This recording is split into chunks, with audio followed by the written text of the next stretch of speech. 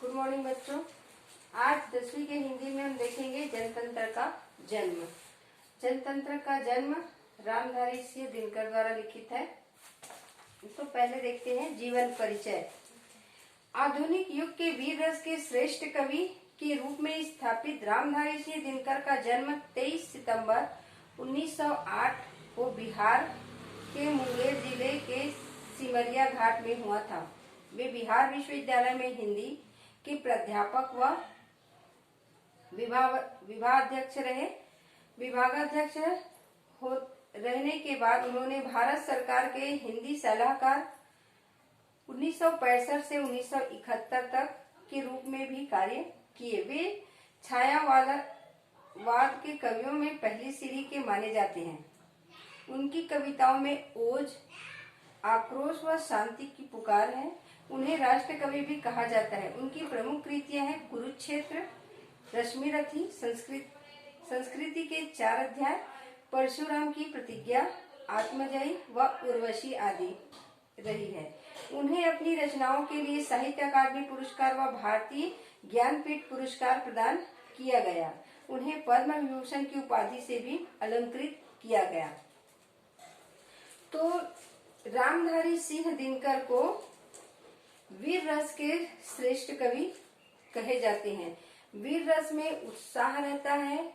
ऐसा जो कविता है जिसको पढ़ने से हमारे मन मस्तिष्क में जोश आ जाए, वीरता का प्रवाह आने लगे, उसको वीर रस कहते हैं। तो ऐसे कविताओं की रचना करने में ये माहिर कवि जो है कुरुक्षेत्र जैसे और रश्मिरथी, इसमें इतने ओज के साथ में कविता कहे हैं कि पढ़ने वाले जो पाठक होते हैं उनके मन में स्वतः ही जोश की भाव भर जाती है। तो इसमें देखो जनतंत्र के जन्म में जनतंत्र की जो पुकार होती है, लोग जनता जो है किस चीज की मांग कर रही है। हमारा देश जो है सदियों से 200 वर्षों से अंग्रेजों के गुलाम थे। गुलामी सहते सहते वो बहुत थक गए थे, क्योंकि भारत देश यहाँ पर देखेंगे अनेक जाति, धर्म व संस्कृति के लोग रहते हैं।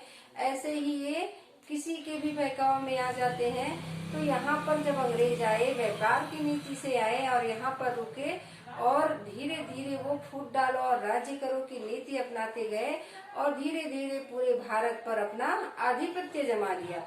और यहाँ के राजा जो है आपस में लड़ते थे और मूर्ख बन जाते थे।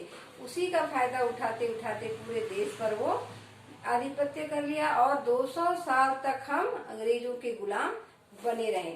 अब यहाँ की जनता जो है गुलामी सहते सहते थक गई, तब आवाज उठाई कि अब हम गुलामी नहीं सहेंगे। हमारा जो राज्य है, हमारा जो तंत्र है, उसको हमें वापिस करो, जो हमारा अधिकार है उसको वापिस करो। अब जनता जाग गई है, हमें अपना अधिकार चाहिए। अपने अधिकार को लेकर पुकार करते हैं। सदियों की ठंडी बुझी राख सुगबुगा उठी, मिट्टी सोने का ताज पहन इठलाती है। 2 राह समय के रथ का घर घर नाच सुनो, सिंहासन खाली करो की जनता आती है। अंग्रेजों को आवाज लगा रहे हैं, जोर से धिक्कार रहे हैं कि सुनो, हमारे जो सिंहासन हैं वो खाली करो। ये सिंहासन जो है जिसमें तुम बैठे हुए हो वो जनता का जगह है, जनता का सिंहासन है। यहाँ एक एक जनता जो है राज करेंगे। यहाँ पर कोई राजा नहीं होगा, प्रत्येक जो जन है वो राजा होगा। ये सिंहासन हमारा है, इसको खाली करो। सदियों की ठंडी बुझी राख सुगबुगा उठी। जो हमारे सदियों से गुलामी सहते सहते यह जो है सब सुसुप्त अवस्था में आ गए थे, अब उसमें चिंगारी उठने लगी है, उसमें थोड़ा थोड़ा आग ढकने लगा है। मिट्टी सोने का ताज पहन इठलाती है, 2 राह समय के घर घर नाद सुनो। अब मिट्टी जो है जिसमें कोई ये नहीं था, सुसुप्त अवस्था में, अब उसमें भी जान आ गई है, वो भी सोने के समान चमकने लगी है।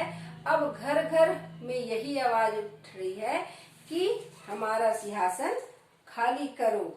जनतंत्र का इसमें अधिकार है, जनतंत्र का